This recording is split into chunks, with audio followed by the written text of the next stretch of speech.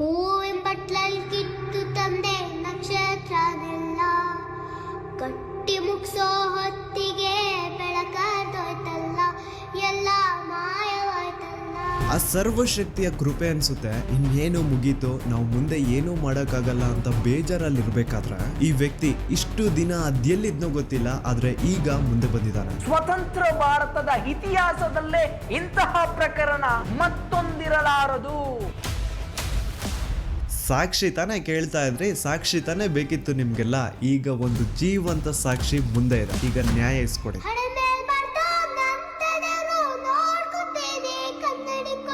ಅದೇ ಒಂದು ನೇತ್ರಾವತಿ ನದಿ ತೀರದಲ್ಲಿ ಡೈಲಿ ಒಂದು ಹೆಣ ಬೀಳೋದು. ಸೊ ಆ ಒಂದು ಬ್ಲ್ಯಾಕ್ ಕಲರ್ SUV ಕಾರ್ಗೂ ಹಾಗೂ ನೇತ್ರಾವತಿ ನದಿ ದಡದಲ್ಲಿ ಸಿಗುತ್ತಿದ್ದಂತಹ ಹೆಣಗಳಿಗೂ ಏನೋ ಒಂದು ಸಂಬಂಧ ಇದೆ ಅಂತ ಭೀಮಗೆ ಗೊತ್ತಾಗುತ್ತೆ. ಈವನ್ ಸಿಗುವಂತಹ ಡೆಡ್ ಬಾಡೀಸ್ ನ ಸಹವಾಸಕ್ಕೆ ಪೊಲೀಸರು ಹೋಗ್ತಿದ್ದಿಲ್ಲ. ಸೊ ಯಾಕೆ ಅಲ್ಲಿನ ಪೊಲೀಸ್ ಅವ್ರಿಗೆ ಯಾರ್ದು ಅಂತ ಭಯ ಇತ್ತು? ಅವಳು ಬಾಡಿನ ಒಂದು ಕಡೆ ಮಣ್ಣು ಮಾಡು ಅಂಡ್ ಅವಳಿಗೆ ಸಂಬಂಧ ಪಡುವಂತಹ ವಸ್ತುಗಳನ್ನ ಇನ್ನೊಂದು ಕಡೆ ಮಣ್ಣು ಮಾಡು.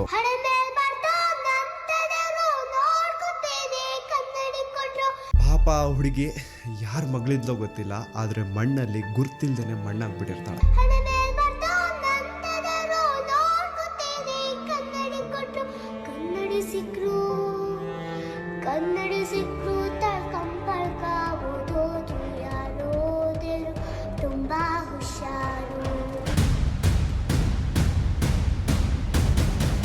ಅಂಡ್ ಈಗ ಅಸಲಿ ಆಟ ಶುರು. ಆಟ ಅಲ್ಲ, ಶಿವ ತಾಂಡವ ಈ ಸತಿ.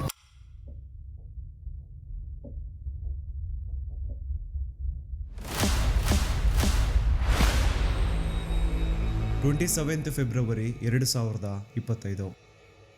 ನಾನು ಈ ಒಂದು ಚಾನಲ್ ಅಲ್ಲಿ ಒಂದು ವಿಡಿಯೋ ಅಪ್ಲೋಡ್ ಮಾಡಿದ್ದೆ ಸೌಜನ್ಯ ಮರ್ಡರ್ ಕೇಸ್ ಬಗ್ಗೆ. ಆ ಒಂದು ವಿಡಿಯೋ ಯಾವ ತರ ಸೆನ್ಸೇಷನಲ್ ಆಯ್ತು ಅಂತ ಈಗ ಆಲ್ರೆಡಿ ಎಲ್ರಿಗೂ ಗೊತ್ತಿದೆ. ಅದಾದ್ಮೇಲೆ ಬಹಳಷ್ಟು ಸೋ ಕಾಲ್ಡ್ ಜ್ಞಾನಿಗಳು ಮುಂದೆ ಬಂದು ಒಂದ್ ಸವಾಲ್ ಹಾಕಿದ್ರು. ನೀವು ಹೇಳೋದಕ್ಕೆಲ್ಲ ನಿಮ್ ಹತ್ರ ಸಾಕ್ಷಿ ಇದೆ ಅಂದ್ರೆ ಆ ಸಾಕ್ಷಿನ ಪಬ್ಲಿಕ್ ಮಾಡಿ ಅಥವಾ ಕೋರ್ಟ್ ತಗೊಂಡು ಹೋಗ್ಕೊಡಿ, ಬೀದಿ ರಂಪಾಟ ಯಾಕೆ ಮಾಡ್ತಿದ್ದೀರಾ ಅಂತ. ಅದಾದ್ಮೇಲೆ ನಾನು ಒಂದು ವಿಡಿಯೋ ಮಾಡಿದೆ ಸಾಕ್ಷಿ ನಾಶ ಅಂತ. ಅಂಡ್ ಆ ಒಂದು ವಿಡಿಯೋದಲ್ಲಿ ಪಾಯಿಂಟ್ ಟು ಪಾಯಿಂಟ್ ಎಕ್ಸ್ಪ್ಲೈನ್ ಮಾಡಿದೀನಿ ಹೇಗೆ ಸೌಜನ್ಯ ಕೇಸಲ್ಲಿ ಬಹಳಷ್ಟು ಸಾಕ್ಷಿಗಳು ನಾಶ ಆಗಿದಾವೆ ಅಂತ. ಆದ್ರೂನು ಕೆಲವೊಬ್ರದ್ದು ಮಾತ್ರ ಅದೇ ಇದ್ದಿದ್ದೆ, ಕೋರ್ಟ್ ಅಲ್ಲಿ ಹೋಗಿ ನ್ಯಾಯ ಕೇಳಿ ಬೀದಿ ರಂಪಾಟ ಯಾಕೆ ಮಾಡ್ತಿದ್ದೀರಾ ಅಂತ. ಹಾನೆಸ್ಟ್ಲಿ ಹೇಳ್ಬೇಕು ಅಂತಂದ್ರೆ, ಮನ್ಸಾಕ್ಷಿ ಮುಟ್ಕೊಂಡು ಹೇಳ್ಬೇಕು ಅಂದ್ರೆ ಸೌಜನ್ಯ ಕೇಸಲ್ಲಿ ಬಹಳಷ್ಟು ಸಾಕ್ಷಿಗಳು ನಾಶ ಆಗಿದಾವೆ. ಅಂಡ್ ಮಿಕ್ಕಿರುವಂತಹ ಸಾಕ್ಷಿಗಳನ್ನ ಇಟ್ಕೊಂಡು ಕೋರ್ಟ್ ಅಲ್ಲಿ ಹೋಗಿ ನ್ಯಾಯ ಕೇಳಿದ್ರೆ ನ್ಯಾಯ ಸಿಗೋದು ಬಹಳ ಕಷ್ಟ. ಸೊ ಏನಪ್ಪಾ ಮಾಡೋದು? ನಮ್ ಕಣ್ಣು ಮುಂದೆನೆ ಆರೋಪಿಗಳು ಐಷಾರಾಮಿ ಜೀವನ ನಡೆಸ್ತಿದ್ದಾರೆ, ಆದ್ರೆ ಸಾಕ್ಷಿ ಇಲ್ದೆ ಅವ್ರನ್ನೇನು ಮಾಡಕ್ ಆಗ್ತಿಲ್ವಲ್ಲ ಅಂತ ಬೇಜಾರಲ್ಲಿ ಇರ್ಬೇಕಾದ್ರೆ ಆ ಸರ್ವಶಕ್ತಿಯ ಕೃಪೆ ಅನ್ಸುತ್ತೆ ಇನ್ನೇನು ಮುಗೀತು, ನಾವು ಮುಂದೆ ಏನು ಮಾಡಕ್ಕಾಗಲ್ಲ ಅಂತ ಬೇಜಾರಲ್ಲಿ ಇರ್ಬೇಕಾದ್ರೆ ಈ ವ್ಯಕ್ತಿ ಇಷ್ಟು ದಿನ ಅದೆಲ್ಲಿದ್ನೋ ಗೊತ್ತಿಲ್ಲ, ಆದ್ರೆ ಈಗ ಮುಂದೆ ಬಂದಿದ್ದಾನೆ. ಅಂಡ್ ಈ ವ್ಯಕ್ತಿ ಧರ್ಮಸ್ಥಳದಲ್ಲಿ 23 ವರ್ಷಗಳ ಕಾಲ ಕೆಲಸ ಮಾಡಿದಾನೆ. ಅಂಡ್ ಅದು ಯಾವ ತರ ಕೆಲಸ ಗೊತ್ತಾ? ದಣಿಗಳು ಮಾಡಿ ಅಥವಾ ಮಾಡಿ ಬಿಸಾಡಿರುವಂತಹ ಹೆಣಗಳನ್ನ ಯಾರಿಗೂ ಗೊತ್ತಾಗದಿರೋ ರೀತಿ ಎತ್ಕೊಂಡು ಹೋಗಿ ಎಲ್ಲೋ ದೂರದಲ್ಲಿ ಯಾವ್ದೋ ಕಾಡಲ್ಲಿ ಮಣ್ಣು ಮಾಡ್ಬಿಟ್ಟು ಬರೋದು, ಇದು ಈ ವ್ಯಕ್ತಿಯ ಕೆಲಸ. ಒಂದ್ ಅಂದಾಜು ಪ್ರಕಾರ ಈ ವ್ಯಕ್ತಿ ತನ್ನ 20 ಇಯರ್ಸ್ ಆಫ್ ಸರ್ವಿಸ್ ಅಲ್ಲಿ ಸುಮಾರು 1,000ಕ್ಕಿಂತ ಹೆಚ್ಚು ಹೆಣಗಳನ್ನ ಧರ್ಮಸ್ಥಳದ ಸುತ್ತಮುತ್ತ ಪ್ರದೇಶದಲ್ಲಿ ಅಕ್ರಮವಾಗಿ ಮಣ್ಣು ಮಾಡಿದಾನೆ. ಅಂಡ್ ಆ ಹೆಣಗಳನ್ನ ಎಲ್ಲೆಲ್ಲಿ ಮಣ್ಣು ಮಾಡಿದಾನೆ ಅನ್ನುವಂತಹ ವಿಷಯ ಇವನೊಬ್ನಿಗೆ ಬಿಟ್ರೆ ಇನ್ ಯಾರಿಗೂ ಗೊತ್ತಿಲ್ಲ. And now he is ready to take out all those bodies because ಈಗ ಈತನ್ಗೆ ಪಾಪ ಪ್ರಜ್ಞೆ ಅನ್ನೋದು ಬಂದಿದೆ. ಅಂಡ್ ಈಗ ಅಸಲಿ ಆಟ ಶುರು. ಆಟ ಅಲ್ಲ, ಶಿವ ತಾಂಡವ ಈ ಸತಿ.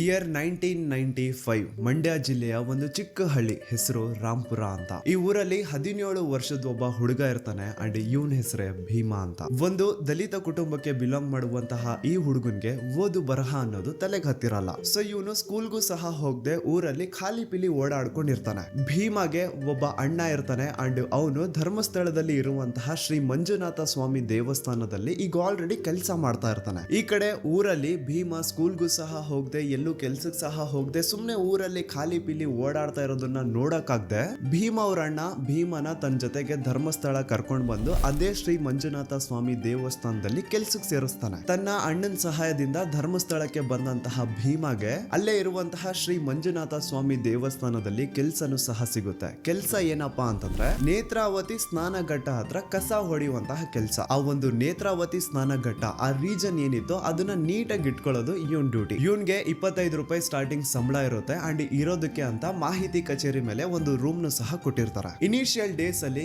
ಎಲ್ಲಾನು ತುಂಬಾ ಚೆನ್ನಾಗಿರುತ್ತೆ. ಇವನ್ ತನ್ ಪಾಡಿಗೆ ತಾನು ಕೆಲಸ ಮಾಡ್ಕೊಂಡು ಜನ ಸೇವೆ ಮಾಡ್ಕೊಂಡು ಕಸ ಗುಡಿಸ್ಕೊಂಡು ಆರಾಮಾಗಿರ್ತಾನೆ. ಅಂಡ್ ತಿಂಗಳು ಕೊನೆ ಬಂತು ಅಂದ್ರೆ ವೀರೇಂದ್ರ ಜೈನ್ ಅವ್ರ ಹತ್ರ ಹೋಗಿ ಸ್ಯಾಲ್ರಿನು ಇಸ್ಕೊಳ್ತಾ ಇರ್ತಾನೆ. ಮಂತ್ ಎಂಡ್ ಅಲ್ಲಿ ವೀರೇಂದ್ರ ಜೈನ್ ಎಲ್ಲಾರ್ಗು ಸ್ಯಾಲರೀಸ್ ಕೊಡ್ತಾ ಇದ್ದಿದ್ದು. ಅಂಡ್ ಭೀಮಾ ಅಂತಹ ಯಾರಾದ್ರೂ ದಲಿತ ಸಮುದಾಯಕ್ಕೆ ಬಿಲಾಂಗ್ ಮಾಡುವಂತವರು ದುಡ್ಡು ಇಸ್ಕೊಳಕ್ ಬಂದ್ರೆ ಆಯಪ್ಪ ವೀರೇಂದ್ರ ಜೈನ್ ಏನ್ ಮಾಡೋನು ಅಂದ್ರೆ ನೀಟಾಗಿ ದುಡ್ಡನ್ನ ಕೈ ಕೊಡೋ ಬದಲು ಹಿಂಗೆ ಬುಟ್ಟಿ ಒಳಗಡೆಯಿಂದ ಹಣ ಎತ್ಕೊಂಡು ಅವ್ರ ಕಡೆ ಬಿಸಾಡೋರಂತ. ಚಿಕ್ಕ ವಯಸ್ಸಿಂದನೂ ಜಾತಿ ಭೇದ ಭಾವ ನೋಡ್ಕೊಂಡು ಬೆಳೆದಿರುವಂತಹ ಭೀಮಾಗೆ ಇದೇನು ಹೊಸ ವಿಷಯ ಇರಲಿಲ್ಲ. ಸೊ ಇವನು ಸ್ಯಾಲ್ರಿ ಇಸ್ಕೊಂಡು ಅದೇ ಒಂದು 25 ರೂಪಾಯಿಲಿ ತನ್ನ ಆರಾಮ್ ಜೀವನನ ನಡೆಸ್ತಾ ಇದ್ದ. ಆದ್ರೆ slowly he started to notice something mysterious. ತಾನೇನು ನೇತ್ರಾವತಿ ಸ್ನಾನ ಘಟ್ಟದಲ್ಲಿ ಕಸ ಗುಡಿಸುವಂತಹ ಕೆಲಸ ಮಾಡ್ತಾ ಇದ್ನೋ ಅದೇ ಒಂದು ನೇತ್ರಾವತಿ ನದಿ ತೀರದಲ್ಲಿ ಡೈಲಿ ಒಂದು ಹೆಣ ಬೀಳೋದು. ನೋಡೋರ್ಗ್ ಹೇಗ್ ಅನ್ಸೋದು ಅಂದ್ರೆ ಯಾರೋ ಪಾಪ ನೀರಿಗೆ ಬಿದ್ದು ಸತ್ ಹೋಗಿರ್ಬೇಕು ಅಂತ ಜನ ಅನ್ಕೊಳ್ಳೋರು. ಆದ್ರೆ ನೀರಲ್ಲಿ ಬಿದ್ದು ಸತ್ತಂತವರ ಮೃತದೇಹ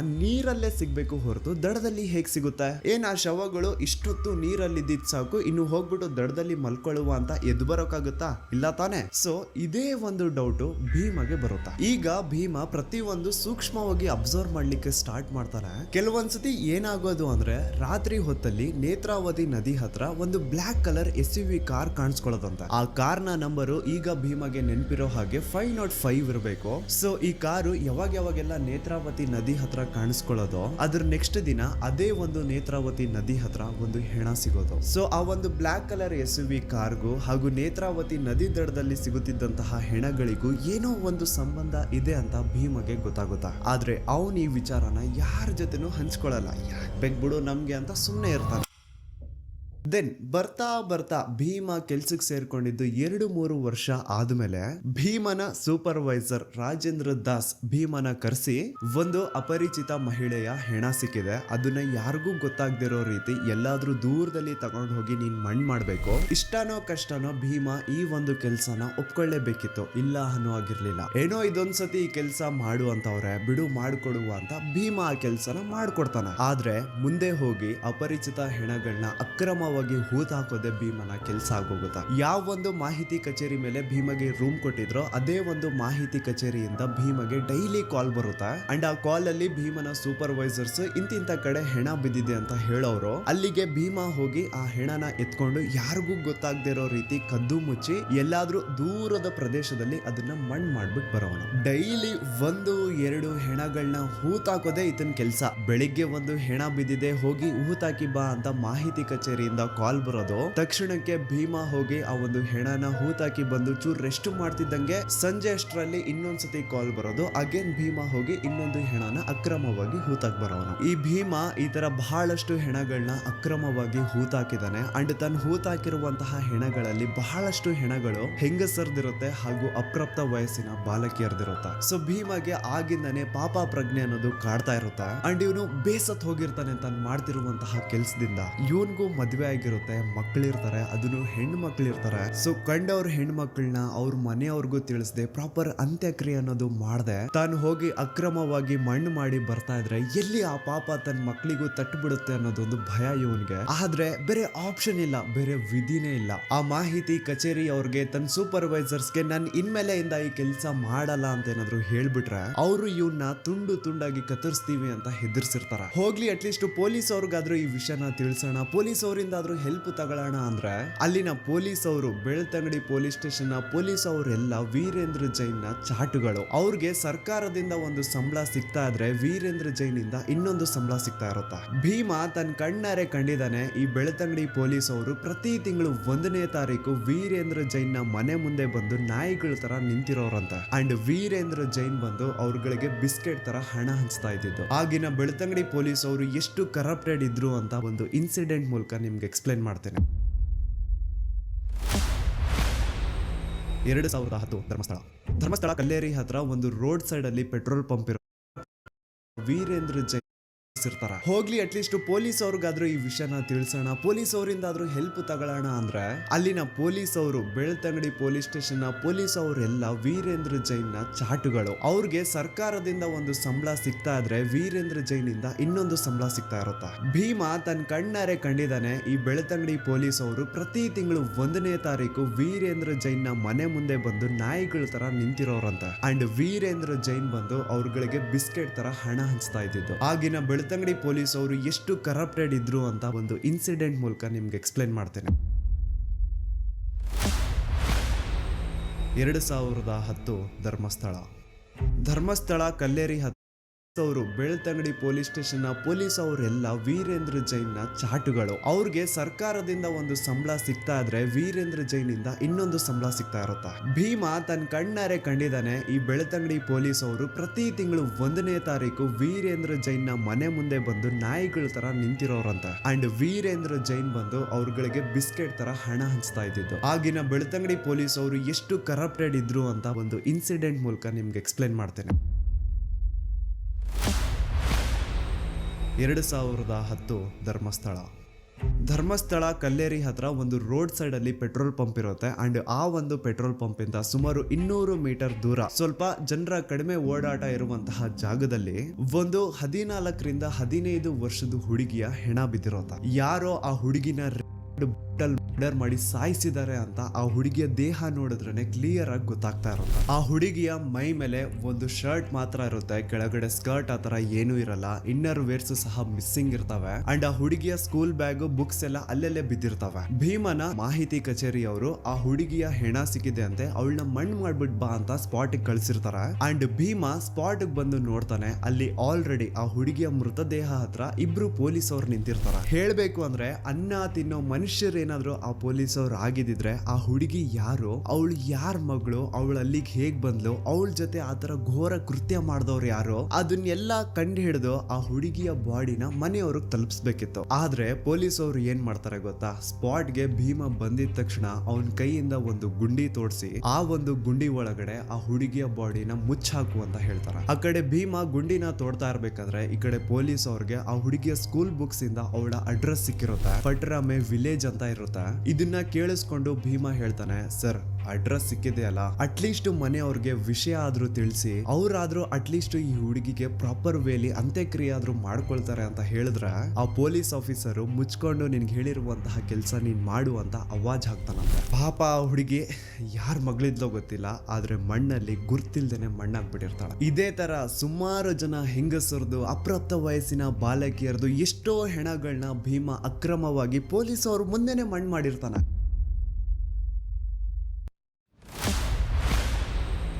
2012 ಧರ್ಮಸ್ಥಳ ಭೀಮನ ಮಾಹಿತಿ ಕಚೇರಿಯವರು ಕರೆದು ಇಂಥ ಕಾಡಲ್ಲಿ ಒಂದು ಹುಡುಗಿಯ ಹೆಣ ಬಿದ್ದಿದೆ ಅಂತೆ, ಅದನ್ನ ಯಾರಿಗೂ ಗೊತ್ತಾಗದಿರೋ ರೀತಿ ಹೋಗಿ ಮಣ್ಣು ಮಾಡಿ ಬಾ ಅಂತ ಕಳಿಸ್ತಾರೆ. ಮಾಹಿತಿ ಕಚೇರಿಯವರು ಹೇಳಿದಂತಹ ಲೊಕೇಶನ್ಗೆ ಭೀಮಾ ಬಂದು ನೋಡಿದ್ರೆ ಅಲ್ಲಿ ಆಕ್ಚುಯಲ್ ಆಗಿ ಒಂದು ಹುಡುಗಿಯ ಹೆಣ ಬಿದ್ದಿರುತ್ತೆ. ಸುಮಾರು 20 ವರ್ಷ ವಯಸ್ಸು ಆ ಹುಡುಗಿದಿರುತ್ತೆ. ಅಂಡ್ ಆ ಹುಡುಗಿಯ ಮುಖನ ಕಂಪ್ಲೀಟ್ ಆಸಿಡ್ ಇಂದ ಸುಟ್ಬಿಟ್ಟಿರ್ತಾರೆ. ಆದ್ರೆ ಆ ಹುಡುಗಿಯ ಬಟ್ಟೆಗಳಿಂದ ಭೀಮಾ ಅವಳನ್ನ ಕಂಡುಹಿಡಿತಾನೆ. ಅದೇ ಹುಡುಗಿನ ಈ ಹಿಂದೆ ಭೀಮಾ ದೇವಸ್ಥಾನದಲ್ಲಿ ನೋಡಿರ್ತಾನೆ. ಅಂಡ್ ಆ ಹುಡುಗಿ ಮೈಸೂರಿಂದ ಬಂದಿದ್ಲು ಅಂತಾನು ಭೀಮಗೆ ಚೆನ್ನಾಗಿ ಗೊತ್ತಿರುತ್ತೆ.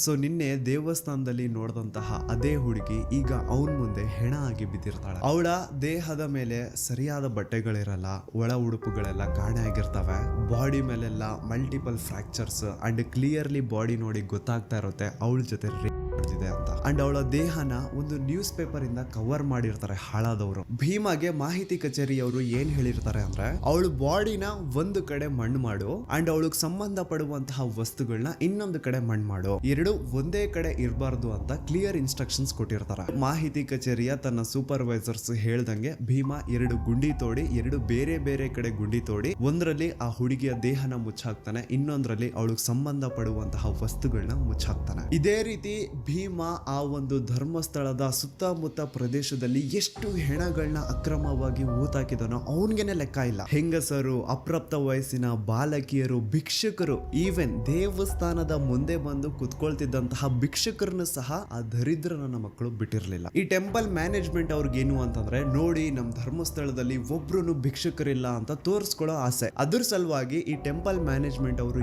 ಏನ್ ಮಾಡೋರು ಅಂದ್ರೆ, ಆ ದೇವಸ್ಥಾನದ ಸುತ್ತಮುತ್ತ ಎಲ್ಲಾದ್ರೂ ಯಾರಾದ್ರೂ ಭಿಕ್ಷೆ ಬೇಡ್ತಾ ಇರೋ ರೀತಿ ಕಾಣಿಸಿದ್ರೆ ಅವ್ರನ್ನ ಮೊದಲು ಹಿಡ್ಕೊಂಡ್ ಬಂದು ಚೆನ್ನಾಗಿ ಹೊಡಿಯೋದು. ಎಷ್ಟೋ ಸತಿ ಭೀಮನು ಸೇರ್ಕೊಂಡು ಆ ಭಿಕ್ಷುಕರನ್ನ ಹೊಡೆದಿರ್ತಾನೆ. ಸೊ ಚೆನ್ನಾಗಿ ಅವ್ರನ್ನ ಹೊಡೆದು ಮುಕ್ ಮಾಡಾದ್ಮೇಲೆ ಅವ್ರಿಗೊಂದು ಬಸ್ ಟಿಕೆಟ್ ಮಾಡಿಸಿ ಮಂಗಳೂರು ಅಥವಾ ಸಕಲೇಶ್ಪುರ ಕಡೆ ಕಳಿಸ್ಬಿಡೋದು. ಹಂಗ್ ಕಳಿಸಾದ್ಮೇಲೆನು ಅಪ್ಪಿ ತಪ್ಪಿ ಏನಾದ್ರೂ ಆ ಭಿಕ್ಷುಕರು ವಾಪಸ್ ಧರ್ಮಸ್ಥಳಕ್ಕೆ ಬಂದು ಅಲ್ಲಿ ಭಿಕ್ಷೆ ಬೇಡ್ತಾ ಇರೋ ರೀತಿ ಏನಾದ್ರು ಕಾಣಿಸ್ಕೊಂಡ್ರೆ ಅವ್ರನ್ನ ಈ ಸತಿ ಹಿಡ್ಕೊಂಡ್ ಬಂದು ಬರೀ ಹೊಡಿತಾ ಇರ್ಲಿಲ್ಲ, ಚಿತ್ರ ಹಿಂಸೆ ಕೊಟ್ಟು ಸಾಯಿಸೋರಂತ. ನೆಕ್ಸ್ಟ್ ದಿನ ಮಾಹಿತಿ ಕಚೇರಿಯವರು ಭೀಮನ ಕರೆಸಿ ಭೀಮ ಆ ಭಿಕ್ಷುಕರ ಮೃತದೇಹನ ಎತ್ಕೊಂಡೋಗಿ ಎಲ್ಲೋ ದೂರದಲ್ಲಿ ಯಾವ್ದಾದ್ರು ಒಂದು ಕಾಡಲ್ಲಿ ಮಣ್ಣು ಮಾಡ್ಬಿಟ್ಟು ಬರ್ಬೇಕಿತ್ತು. ಈ ತರ ಭೀಮ ಬಹಳಷ್ಟು ಹೆಣಗಳನ್ನ ಎತ್ಕೊಂಡೋಗಿ ಧರ್ಮಸ್ಥಳದ ಸುತ್ತಮುತ್ತ ಪ್ರದೇಶದಲ್ಲಿ ಅಕ್ರಮವಾಗಿ ಮಣ್ಣು ಮಾಡಿದಾನೆ. ಅಂಡ್ ನಾನು ಆಗ್ಲೇ ಹೇಳ್ದಂಗೆ ಇವನು ಅತಿ ಹೆಚ್ಚಾಗಿ ಮಣ್ಣು ಮಾಡಿರುವಂತಹ ಶವಗಳು ಒಂದು ಹೆಂಗಸರದು, ಇನ್ನೊಂದು ಅಪ್ರಾಪ್ತ ವಯಸ್ಸಿನ ಬಾಲಕಿಯರದು. ಅಂಡ್ ಈ ಮಹಿಳೆಯರದು ಹಾಗೂ ಅಪ್ರಾಪ್ತ ವಯಸ್ಸಿನ ಬಾಲಕಿಯರದು ಶವಗಳು ಭೀಮಗೆ ಧರ್ಮಸ್ಥಳದಲ್ಲಿ ಇರುವಂತಹ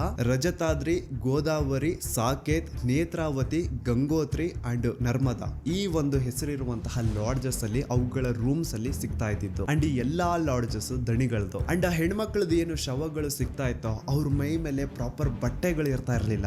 ಪ್ರತಿ ಒಂದು ಕೇಸಲ್ಲಿ ಅವ್ರ ಇನ್ನರ್ ವೇರ್ಸ್ ಮಿಸ್ಸಿಂಗ್ ಇರೋದು. ಅಂಡ್ ಅವ್ರ ಮೈ ಮೇಲೆ ಆಗಿರುವಂತಹ ಗಾಯಗಳು, ಅವ್ರ ತುಟಿನ ಕಚ್ಚಿರುವಂತಹ ರೀತಿ ಅದೆಲ್ಲಾನು ಕ್ಲಿಯರ್ ಆಗಿ ಹೇಳ್ತಾ ಇರುತ್ತೆ ಅವ್ರ ಜೊತೆ ರೇಪ್ ಇದೆ ಅಂತ. ಇಷ್ಟೆಲ್ಲ ಕಣ್ಣು ಮುಂದೆ ನಡೀತಾ ಇದ್ರು ಲೋಕಲ್ ಪೊಲೀಸ್ ಅವರಲ್ಲಿ ಒಬ್ರು ಆರೋಪಿನ ಹಿಡಿಯುವಂತಹ ಏನು ಪ್ರಯತ್ನ ಮಾಡ್ತಿದ್ದಿಲ್ಲ ಅಂತ. ಈವನ್ ಸಿಗುವಂತಹ ಡೆಡ್ ಬಾಡೀಸ್ ನ ಸಹವಾಸಕ್ಕೆ ಪೊಲೀಸ್ ಅವ್ರು ಹೋಗ್ತಿದ್ದಿಲ್ಲ. ಸೊ ಯಾಕೆ ಅಲ್ಲಿನ ಪೊಲೀಸ್ ಅವ್ರಿಗೆ ಯಾರ್ದು ಅಂತ ಭಯ ಇತ್ತು. ಅಂಡ್ ನಾನು ಸೌಜನ್ಯ ಕೇಸ್ ಬಗ್ಗೆ ಮೊದಲನೇ ವಿಡಿಯೋ ಮಾಡಿದಾಗ ಅದರಲ್ಲಿ ನಾರಾಯಣ ಹಾಗೂ ಅವ್ರ ತಂಗಿ ಯಮುನಾನ ಬ್ರೂಟ್ ಮರ್ಡರ್ ಕೇಸ್ ಬಗ್ಗೆ ಹೇಳಿದ್ದೆ ಗೊತ್ತಾ. ಆನೆ ಮಾವುತ ನಾರಾಯಣ ಹಾಗೂ ಅವ್ರ ತಂಗಿ ಯಮುನಾ ಬಗ್ಗೆ ಕೇಳಿದಾಗ ಇವ್ರು ಕೆಲವೊಂದು ಹೊಸ ವಿಷಯ ಹೇಳ್ತಾರೆ. ಅದೇನಂತಂದ್ರೆ, ನಾರಾಯಣ ಅವರು ಪಾಪ ಶ್ರೀ ಮಂಜುನಾಥ ಸ್ವಾಮಿ ದೇವಸ್ಥಾನದ ಎದುರುಗಡೆ ಇರುವಂತಹ ಅಶ್ವತ್ಥ ಕಟ್ಟೆಗೆ ಡೈಲಿ ನಮಸ್ಕಾರ ಹಾಕ್ಲಿಕ್ಕೆ ಅಂತ ಬರೋರಂತೆ. ಅಂಡ್ ಅವ್ರ ಆತರ ಬಂದಾಗ ಈ ಟೆಂಪಲ್ ಮ್ಯಾನೇಜ್ಮೆಂಟ್ ಅವರು ಭೀಮಾ ಅಂತಹ ಕೆಲ್ಸದವ್ರನ್ನ ಕರೆಸ್ಬಿಟ್ಟು ಅವ್ರ ಕೈಯಲ್ಲಿ ನಾರಾಯಣನ ಚೆನ್ನಾಗಿ ಹೊಡ್ಸೋರಂತೆ. ಅಂಡ್ ಇನ್ನು ನಾರಾಯಣ ಅವ್ರ ತಂಗಿ ಯಮುನಾ ಏನಿದ್ರು ಅವ್ರ ಮೇಲೆ ಗಾರ್ಡನ್ ಸೂಪರ್ವೈಸರ್ ರಾಜೇಂದ್ರ ರಾಯ್ ತುಂಬಾ ಕೆಟ್ಟ ದೃಷ್ಟಿ ಇಟ್ಟಿರ್ತಾನಂತೆ. ಪಾಪ ಅಯ್ಯಮ್ಮ ಹೋಗ್ಬೇಕಾದ್ರೆ ಬರ್ಬೇಕಾದ್ರೆ ಅವಳನ್ನ ಚುಡಾಯಿಸೋದು, ಬರ್ತೀಯಾ ಅಂತ ಕೇಳೋದು, ಹಿಂಗೆಲ್ಲ ಕೆಟ್ಟದಾಗಿ ಬಿಹೇವ್ ಮಾಡ್ತಿದ್ನಂತ. ಅಂಡ್ ಇದನ್ನೆಲ್ಲ ತನ್ನ ಕಣ್ಣಾರೆ ಕಂಡಿದ್ದಾನೆ. 21 ಸೆಪ್ಟೆಂಬರ್ 2012 ಅವತ್ತಿನ ದಿನ ಆನೆ ಮಾವುತ ನಾರಾಯಣ ಅವ್ರ ಮನೆಗ್ ನುಗ್ಗಿ ನಾರಾಯಣ ಅವ್ರನ್ನ ಸಾಯಿಸಿ ಅವ್ರ ತಂಗಿ ಯಮುನನ ರೇಪ್ ಅಂಡ್ ಮರ್ಡರ್ ಮಾಡಿದ್ದು ಇದೇ ರಾಜೇಂದ್ರ ರೈ ಅಂತ. ಅಂಡ್ ಇವನ್ನ ಅಲ್ಲಿ ಕಳಿಸಿದ್ದು ಚಿಕ್ಕ ದಣಿಗಳು ಹರ್ಷೇಂದ್ರ ಕುಮಾರ್. ಆನೆ ಮಾವುತನ ಸಾಯಿಸಿ ಆ ಜಾಗದ ಆಸ್ತಿ ಪತ್ರಗಳನ್ನ ಎತ್ಕೊಂಡ್ ಬಾ ಅಂತ ಈ ರಾಜೇಂದ್ರ ರೈನ ಅಂಡ್ ಅವ್ನ ಇಡೀ ಗ್ಯಾಂಗ್ ನ ಈ ಹರ್ಷೇಂದ್ರ ಕುಮಾರ್ ಕಳ್ಸಿದ್ನಂತ.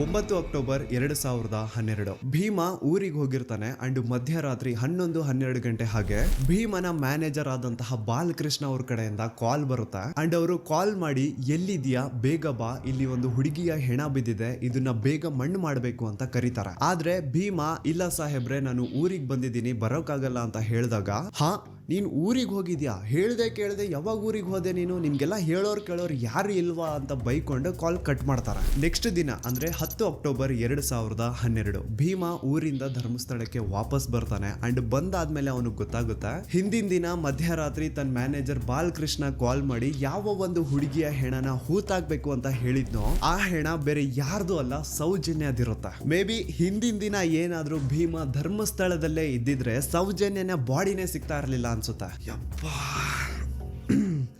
ನನಗೆ ಒಂದು ಅರ್ಥ ಆಗ್ತಾ ಇಲ್ಲ, ಊರಲ್ಲಿ ಎಲ್ಲಾದ್ರೂ ಒಂದು ಅಪರಿಚಿತ ಹೆಣ ಬಿದ್ರೆ ಅದಕ್ಕೂ ಟೆಂಪಲ್ ಮ್ಯಾನೇಜ್ಮೆಂಟ್ ಅವ್ರಿಗೂ ಏನ್ ಸಂಬಂಧ? ಯಾರಿಗೂ ಇಲ್ದೇ ಇರುವಂತಹ ಚಿಂತೆ ಇವ್ರುಗಳಿಗೆ ಯಾಕೆ ಅಂತ. ಒಂದು ಅಪರಿಚಿತ ಹೆಣ ಅಂದ್ಮೇಲೆ ಅದು ಪೊಲೀಸ್ ಅವ್ರ ಜವಾಬ್ದಾರಿ, ಮುಂದೆ ಏನ್ ಮಾಡ್ಬೇಕು ಅನ್ನೋದು ಅವ್ರಗಳ ತಲೆನೋವು. ಸೊ ಎಲ್ಲೋ ಸಂಬಂಧನೇ ಇಲ್ಲದೆ ಬಿದ್ದಿರುವಂತಹ ಹೆಣಗಳಿಗೂ ದಣಿಗಳಿಗೂ ಟೆಂಪಲ್ ಮ್ಯಾನೇಜ್ಮೆಂಟ್ ಅವ್ರಿಗೂ ಏನ್ ಸಂಬಂಧ?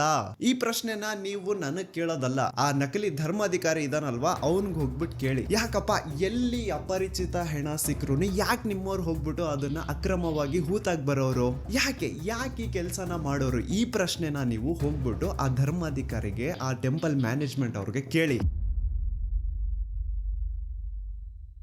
ನಿಮ್ಗೆ ಸೌಜನ್ಯ ಪ್ರಕರಣದ ಪ್ರಮುಖ ಸಾಕ್ಷಿ ರವಿ ಪೂಜಾರಿ ಬಗ್ಗೆ ಲಾಸ್ಟ್ ವಿಡಿಯೋದಲ್ಲಿ ಹೇಳಿದ್ದೆ. ಸೊ ಸತ್ತಿರುವಂತಹ ಆ ರವಿ ಪೂಜಾರಿನ ಬೆಸ್ಟ್ ಫ್ರೆಂಡೇ ಈ ಭೀಮಾ. ಸೌಜನ್ಯ ಕೇಸು ಹೊರಗೆ ಬಂದ್ಮೇಲೆ ಆ ರವಿ ಪೂಜಾರಿ ಪಾಪ ಫುಲ್ಲು ಟೆನ್ಷನ್ ಅಲ್ಲಿ ಕುಡ್ಕೊಂಡು ಊಟ ನಿದ್ದೆ ಇಲ್ಲದೆ ಓಡಾಡ್ತಾ ಇರ್ತಾನಂತೆ. ಸೊ ತನ್ನ ಬೆಸ್ಟ್ ಫ್ರೆಂಡ್ ನ ಆ ಒಂದು ಪರಿಸ್ಥಿತಿನ ನೋಡಕ್ಕಾಗದೆ ಭೀಮಾ ಹೋಗ್ಬಿಟ್ಟು ರವಿ ಪೂಜಾರಿ ಹತ್ರ ಮಾತಾಡ್ತಾನೆ. ಯಾಕೆ ಮಗ ನೀನು ತುಂಬಾ ಟೆನ್ಷನ್ ಅಲ್ಲಿ ಕಾಣಿಸ್ತಾ ಇದೆಯಾ, ಕುಡ್ಕೊಂಡು ಓಡಾಡ್ತಿದ್ಯಾ, ಮನೆಯವ್ರಿಗೆಲ್ಲ ತುಂಬಾ ದುಡ್ಡು ಕಳಿಸಿದ್ಯಾ ಅಂತ, ಇಲ್ಲಿ ಬೇರೆ ಯಾರ್ಯಾರಿಗೋ ಸಾಲಗಳು ಕೊಡ್ತಿದ್ಯಾ, ಏನ್ ನಿಂದು ಕತೆ ಅರ್ಥ ಆಗ್ತಿಲ್ವಲ್ಲ, ಇಷ್ಟೊಂದು ದುಡ್ಡು ನಿನ್ನ ಹತ್ರ ಎಲ್ಲಿಂದ ಬಂತು ಅಂತ ಭೀಮಾ ಒತ್ತಿ ರವಿ ಪೂಜಾರಿ ಹತ್ರ ಕೇಳಿದಾಗ ಆಗ ಕೊನೆಗೆ ರವಿ ಪೂಜಾರಿ ಬಾಯ್ ಬಿಡ್ತಾನೆ. ಅಂಡ್ ರವಿ ಪೂಜಾರಿ ಭೀಮನ ಮುಂದೆ ಏನ್ ಹೇಳ್ತಾನೆ ಅಂದ್ರೆ, ಮೊನ್ನೆ ಸೌಜನ್ಯ ಅಂತ ಒಂದು ಹುಡುಗಿಯ ಹೆಣ ಸಿಕ್ತಲ್ವಾ, ನಿನಗ್ ಗೊತ್ತಾ ಆ ಹುಡುಗಿ ಜೊತೆ ಹಂಗ್ ಮಾಡಿರೋದು ಯಾರು ಅಂತ? ಭೀಮಾ ಇಲ್ಲ ನನಗ್ ಗೊತ್ತಿಲ್ಲ ಅಂದಾಗ ಅದಕ್ಕೆ ರವಿ ಪೂಜಾರಿ ಹೇಳ್ತಾನೆ, ಆ ಹುಡುಗಿ ಸೌಜನ್ಯ ಜೊತೆ ಆ ತರ ಮಾಡಿದ್ದು ಬೇರೆ ಯಾರು ಅಲ್ಲ, ಚಿಕ್ಕ ದಣಿಗಳ ಹರ್ಷೇಂದ್ರ ಕುಮಾರ್ ಅಂಡ್ ಆ ಹುಡುಗಿನ ಸಾಯಿಸಿ ಅವಳ ದೇಹನ ಎಲ್ಲಾದ್ರೂ ಬಿಸಾಡ್ರಿ ಅಂತ ಚಿಕ್ಕ ದಣಿಗಳು ಹೇಳಿದ್ರು. ಈ ವಿಷಯ ನಾನು ಎಲ್ಲೂ ಹೊರಗಡೆ ಬಿಟ್ಕೊಡ್ಬಾರ್ದು ಅಂತ ದಣಿಗಳು ನನಗೆ 25,000 ದುಡ್ಡು ಸಹ ಕೊಟ್ರು ಅಂತ ರವಿ ಪೂಜಾರಿ ಭೀಮನ ಮುಂದೆ ಹೇಳಿದಾನೆ. ಭೀಮಗೆ ಇದೆಲ್ಲ ಎಕ್ಸ್ಪೆಕ್ಟೆಡ್ ಇತ್ತು. ಸೊ ಅವನ್ಗೆ ರಿಯಲ್ ನೇಮ್ಸ್ ನ ಕೇಳಿದಾಗ ಅಂತ ಶಾಕ್ ಏನೂ ಆಗಿಲ್ಲ. ಭೀಮಗೆ ಈ ವಿಷಯ ಯಾಕೆ ಶಾಕಿಂಗ್ ಅನ್ಸಲ್ಲ ಅಂದ್ರೆ, ಇಷ್ಟು ವರ್ಷಗಳ ಕಾಲ ಅವನೇನು ಅಕ್ರಮವಾಗಿ ಹೆಣಗಳನ್ನ ಹೂತಾಕಿ ಬರ್ತಾ ಇದ್ದಾನೋ ಅದೆಲ್ಲ ದಣಿಗಳು ಮಾಡಿಟ್ಟಿರುವಂತಹ ಕರ್ಮಕಾಂಡಗಳು ಅಂತ ಅವನು ಚೆನ್ನಾಗಿ ಗೊತ್ತಿದೆ. ಸೊ ಹಾಗಾಗಿ ಈಗ ರವಿ ಪೂಜಾರಿ ರಿಯಲ್ ನೇಮ್ಸ್ ನ ಹೇಳಿದ್ರು ಸಹ ಭೀಮಾಗೆ ಏನ್ ಶಾಕಿಂಗ್ ಅನ್ಸಿಲ್ಲ ಅದು. ಬಟ್ ಶಾಕಿಂಗ್ ಅನ್ಸಿದ್ ಏನು ಅಂದ್ರೆ, ಭೀಮಾ ಹಾಗೂ ರವಿ ಪೂಜಾರಿ ನಡುವೆ ಈ ಒಂದು ಮಾತುಕತೆ ಆಗಿದ್ದು ಸ್ವಲ್ಪ ದಿನ ಆದ್ಮೇಲೆ ರವಿ ಪೂಜಾರಿ ಮಿಸ್ಟೀರಿಯಸ್ ಆಗಿ ಸತ್ತು ಹೋಗ್ತಾನೆ. ಆ ರವಿ ಪೂಜಾರಿ ಮಾಡ್ಕೊಂಡು ಸತ್ತೋದ ಅಂತ ಪೊಲೀಸ್ ಅವ್ರು ಹೇಳ್ತಾರೆ. ಆದ್ರೆ ರವಿ ಪೂಜಾರಿ ನಿಜವಾಗ್ಲೂ ಹೇಗ್ ಸತ್ತೋದ, ಅವನ್ನ ಯಾರು ಸಾಯಿಸಿದ್ರು, ಅವನ್ನ ಯಾಕೆ ಸಾಯಿಸಿದ್ರು, ಇದೆಲ್ಲ ವಿಷಯ ಭೀಮಾಗೆ ಚೆನ್ನಾಗಿ ಗೊತ್ತಿದೆ. ಸೊ ರವಿ ಪೂಜಾರಿನ ನಿಗೂಢ ಸಾವು ಆದ್ಮೇಲೆ ಭೀಮಾಗೆ ಒಂಥರ ಮನ್ಸಲ್ಲೇ ಭಯ ಸ್ಟಾರ್ಟ್. ಒಬ್ಬ ರೂಮ್ ಬಾಯ್ ಆಗಿ ಇಷ್ಟು ನಿಯತ್ತಾಗಿ ಅಷ್ಟು ವರ್ಷಗಳ ಕಾಲ ಕೆಲಸ ಮಾಡ್ಕೊಂಡು ಬಂದಂತಹ ಆ ರವಿ ಪೂಜಾರಿನೇ ಇವರು ಉಳಿಸಿಲ್ಲ. ಇನ್ನು ನನ್ನ ಬಿಡ್ತಾರ, ನಾನ್ ಬೇರೆ ಇವ್ರು ಮಾಡಿರುವಂತಹ ಕೊಲೆಗಳನ್ನೆಲ್ಲ ಎತ್ಕೊಂಡು ಹೋಗಿ ಮಣ್ಣು ಮಾಡಿ ಬಂದವನು, ನಾನ್ ಎಲ್ಲಾದ್ರೂ ಇನ್ ಫ್ಯೂಚರ್ ಯಾರ ಮುಂದೆ ಆದ್ರೂ ಬಾಯಿ ಬಿಟ್ಬಿಡ್ತೀನೇನೋ ಅಂತ ನನ್ನ ಇವತ್ತಿಲ್ಲ ನಾಳೆ ಮುಗಿಸ್ತಾರೆ. ಈ ತರ ಒಂದು ಭಯ ಭೀಮನ ಮನ್ಸಲ್ಲಿ ಸ್ಟಾರ್ಟ್ ಆಗಿ ಭೀಮಾ ತನ್ನ ಇಡೀ ಕುಟುಂಬನ ಕರ್ಕೊಂಡು ಹಿಂದೆ ಒಂದೂನು ಸುಳಿವು ಬಿಡದೆ ಬೇರೆ ರಾಜ್ಯಕ್ಕೆ ಓಡಿ ಹೋಗ್ತಾನೆ. ಈಗ ಸೌಜನ್ಯ ಪ್ರಕರಣದಲ್ಲಿ ಆಗ್ತಿರುವಂತಹ ಬೆಳವಣಿಗೆಗಳು ನೋಡಿ ಮಹೇಶ್ ಶೆಟ್ಟಿ, ತಿಮ್ರೋಡಿ ಅವರು, Girish sir, Jayanth sir and ಊರಿನ ಜನ ಎಲ್ಲ ದಣಿಗಳ ವಿರುದ್ಧ ನಿಂತಿರೋದು ನೋಡಿ ಈಗ ಈ ಭೀಮಾಗೆ ಧೈರ್ಯ ಬಂದು ಇವನು ಸಾಕ್ಷಿ ಹೇಳಲಿಕ್ಕೆ ಮುಂದೆ ಬಂದಿದ್ದಾನೆ. But he and his family needs safety and security. ಸಾಕ್ಷಿ ಸಂರಕ್ಷಣಾ ಕಾಯ್ದೆ ಅಡಿಯಲ್ಲಿ ಈತನ್ಗೇನಾದ್ರೂ ಸಂರಕ್ಷಣೆ ಸಿಕ್ಕರೆ ಈತ ಪ್ರತಿ ಒಂದು ವಿಷಯನ ಕೋರ್ಟ್ ಮುಂದೆ ಹೇಳಲಿಕ್ಕೆ ರೆಡಿ ಇದ್ದಾನೆ. ರೀಸೆಂಟ್ಲಿ ಭೀಮಾ ಯಾರಿಗೂ ಗೊತ್ತಾಗ್ದಿರೋ ರೀತಿ ಧರ್ಮಸ್ಥಳ ಗ್ರಾಮಕ್ಕೆ ವಾಪಸ್ ಹೋಗಿ ಕೊನೆಯದಾಗಿ ಅಕ್ರಮವಾಗಿ ಮಣ್ಣು ಮಾಡಿ ಮುಚ್ಚಾಕಿರುವಂತಹ ದೇಹನ ಹೊರಗೆ ತೆಗೆದು ಆ ಒಂದು ಅಸ್ಥಿ ಪಂಜರಗಳನ್ನ ತಂದು ತನ್ನ ಜೊತೆಗೆ ಇಟ್ಕೊಂಡಿದ್ದಾನೆ. ಅಂಡ್ ಈಗ ಆ ಒಂದು ಅಸ್ಥಿ ಪಂಜರನ ಪೊಲೀಸ್ ಸ್ಟೇಷನ್ಗೆ ಸಬ್ಮಿಟ್ ಮಾಡಿ ತಾನು ಕೂಡ ಸರೆಂಡರ್ ಆಗಿರ್ತಾನೆ. ಅಂಡ್ ಈ ವ್ಯಕ್ತಿಗೆ ಈಗೇನಾದ್ರೂ ಸಾಕ್ಷಿ ಸಂರಕ್ಷಣಾ ಕಾಯ್ದೆ ಅಡಿಯಲ್ಲಿ ಸಂರಕ್ಷಣೆ ಸಿಕ್ಕರೆ ಆ 23 ವರ್ಷಗಳ ಕಾಲ ತಾನೇನು ಧರ್ಮಸ್ಥಳದ ಸುತ್ತಮುತ್ತ ಪ್ರದೇಶದಲ್ಲಿ ಅಕ್ರಮವಾಗಿ ಹೂತಾಕಿರುವಂತಹ ಹೆಣಗಳಿದಾವೋ ಅದನ್ನೆಲ್ಲ ಹೊರಗೆ ತೆಗೆಯೋದಕ್ಕೆ ರೆಡಿ ಇದ್ದಾನೆ. ಇನ್ ಕೇಸ್ ಹೀಗೆ ಆಯ್ತು ಅನ್ಕೊಳ್ಳಿ, ರಾಶಿ ಅಸ್ಥಿ ಪಂಜರಗಳು ಹೊರಗೆ ಬೀಳ್ತಾವೆ. ಈಗ ಇಷ್ಟೆಲ್ಲ ಸತ್ಯ ಗೊತ್ತಾದ್ಮೇಲೂ ನೀವಿನ್ನೂ ಆ ನಕಲಿ ದೇವಮಾನವ ವೀರೇಂದ್ರ ಜೈನ್, ಅವ್ರ ತಮ್ಮ ಹರ್ಷೇಂದ್ರ ಜೈನ್ ಅಂಡ್ ಅವ್ರ ಇಡೀ ಕುಟುಂಬನ ಸಪೋರ್ಟ್ ಮಾಡ್ತೀರಾ ಅಂತಂದ್ರೆ ನಾಚಿಕೆ ಆಗ್ಬೇಕು ನಿಮ್ಗಳ ಜನ್ಮಕ್ಕೆ. ಸಾಕ್ಷಿ ತಾನೇ ಕೇಳ್ತಾ ಇದ್ರಿ, ಸಾಕ್ಷಿ ತಾನೇ ಬೇಕಿತ್ತು ನಿಮ್ಗೆಲ್ಲ. ಈಗ ಒಂದು ಜೀವಂತ ಸಾಕ್ಷಿ ಮುಂದೆ ಇದೆ, ಈಗ ನ್ಯಾಯ ಇಸ್ಕೊಡಿ. ಹೆಚ್ಚು ಕಡಿಮೆ 1,000 ಜನ ದಿಕ್ಕಿಲ್ಲ ದೆಸ ಇಲ್ಲ, ಅವ್ರ ಮನೆಯವ್ರಿಗೆ ಅವ್ರು ಸತ್ತಿದ್ದಾರೆ ಅನ್ನುವಂತಹ ವಿಷಯನೂ ಗೊತ್ತಿಲ್ಲ, ಹಂಗ ಮಾಡಿ ಅವ್ರನ್ನ ಮುಚ್ಚಾಕಿದಾರೆ. ಇಷ್ಟು ಕೇಳಿದ್ಮೇಲೆ ನಿಮ್ ರಕ್ತ ಕುದಿತಿಲ್ಲ ಅಂತಂದ್ರೆ ಏನ್ ಹೇಳ್ಬೇಕಿನ್ನ. ನಮ್ ದೂತ ಸಭೆಯ ಪ್ರಜೆಗಳಿಗೆ ಅಂಡ್ ಯಾರೆಲ್ಲ ಕರ್ನಾಟಕದ ಮೂಲೆಯಿಂದ ಈ ಒಂದು ವಿಡಿಯೋನ ನೋಡ್ತಾ ಇದ್ರು ನಿಮ್ಮಲ್ಲೆಲ್ಲ ಕೇಳ್ಕೊತಾ ಇದೀನಿ, ನೀವು ಜಸ್ಟ್ ವಾಟ್ಸಪ್ ಸ್ಟೇಟಸ್ ಹಾಕಿದ್ರೆ, ಇನ್ಸ್ಟಾದಲ್ಲಿ ಸ್ಟೋರಿ ಹಾಕಿದ್ರೆ ಸಾಲಲ್ಲ. ಈ ಸತಿ ಬೀದಿಗಿಳಿದು ಪ್ರತಿಭಟನೆ ಮಾಡ್ಲೇಬೇಕು. ಈ ಅನ್ಯಾಯದ ವಿರುದ್ಧ ಪ್ರತಿ ಒಬ್ರು ಧ್ವನಿ ಎತ್ತಬೇಕು. ಅಂಡ್ ಈ ಸತಿ ಯಾವನಾದ್ರೂ ಕಚಡ ನನ್ನ ಮಗ ಮಧ್ಯದಲ್ಲಿ ಬಂದು ಹಿಂದೂ ಮುಸ್ಲಿಂ ಅಂತ ಕಡ್ಡಿ ಏನಾದ್ರೂ ಅಲ್ಲ ಅಲ್ಲಾಡಿಸಿದ್ರೆ ಆ ನನ್ನ ಮಗನ್ನ ಚಪ್ಲಿಲ್ ಹೊಡಿರಿ. ಇಲ್ಲಿ ಸ್ಕ್ರೀನ್ ಮೇಲೆ ಏನ್ QR ಕೋಡ್ ಕಾಣಿಸ್ತಾ ಇದೆಯೋ ಇದನ್ನ ಸ್ಕ್ಯಾನ್ ಮಾಡಿ ಅಥವಾ ಡಿಸ್ಕ್ರಿಪ್ಷನ್ ಬಾಕ್ಸ್ ಅಲ್ಲಿ ನಾನೊಂದು ಲಿಂಕ್ ಕೊಟ್ಟಿರ್ತೀನಿ. ಆ ಒಂದು ಲಿಂಕ್ ಮೇಲೆ ಕ್ಲಿಕ್ ಮಾಡಿ ನಿಮ್ ಮುಂದೆ ಒಂದು ಫಾರ್ಮ್ ಓಪನ್ ಆಗುತ್ತಾ. ನೀವು ನಿಜವಾಗ್ಲೂ ಧರ್ಮಸ್ಥಳದಲ್ಲಿ ಆಗಿರುವಂತಹ ಅನ್ಯಾಯದ ವಿರುದ್ಧ ಜಸ್ಟಿಸ್ ನ ಡಿಮ್ಯಾಂಡ್ ಮಾಡ್ತಿದ್ದೀರಾ ಅಂತಂದ್ರೆ ಪ್ಲೀಸ್ ಆ ಒಂದು ಫಾರ್ಮ್ ನ ಫಿಲ್ ಮಾಡಿ. ಅಂಡ್ ಕೇವಲ ನೀವು ಒಂದೇ ಆ ಫಾರ್ಮ್ ನ ಫಿಲ್ ಮಾಡೋದಲ್ಲ, ನಿಮ್ಮವರಿಂದನೂ ಆ ಫಾರ್ಮ್ ನ ಫಿಲ್ ಅಪ್ ಮಾಡಿಸಿ. It will be really helpful for us in legal battle. And ಇನ್ನೊಂದು ವಿಷಯ, ಈ ಒಂದು ವಿಡಿಯೋ ಕಂಪ್ಲೀಟ್ ಕಾಪಿರೈಟ್ ಫ್ರೀ ಇದೆ. ಇನ್ ಕೇಸ್ ಏನಾದ್ರೂ ಈ ವಿಡಿಯೋ ನನ್ನ ಚಾನಲ್ ಇಂದ ಡಿಲೀಟ್ ಅಥವಾ ಬ್ಲಾಕ್ ಆಯ್ತು ಅಂದ್ರೆ ನೀವು ಯಾರು ಬೇಕಿದ್ರು ನಿಮ್ ಚಾನಲ್ ಅಲ್ಲಿ ಈ ಒಂದು ವಿಡಿಯೋನ ಅಪ್ಲೋಡ್ ಮಾಡ್ಕೋಬಹುದು. ಇನ್ ಕೇಸ್ ಈ ವಿಡಿಯೋ ನನ್ನ ಚಾನಲ್ ಇಂದ ಡಿಲೀಟ್ ಆಯ್ತು ಅಂದ್ರೆ. ಸೊ ಈ ಸತಿ it's A final war. And ಈ ಸತಿ ನಿಮ್ ಎಲ್ರದ್ದು ಸಪೋರ್ಟ್ ಸೌಜನ್ಯ ಪರ ಹೋರಾಟಗಾರರಿಗೆ ಇರುತ್ತೆ ಅಂತ ಭಾವಿಸ್ತಾ ನಾನು ನಿಮ್ಮ ದೂತ ಸಮೀರ್ MD ಮತ್ತೆ ಸಿಗ್ತೀನಿ ನೆಕ್ಸ್ಟ್ ವಿಡಿಯೋದಲ್ಲಿ.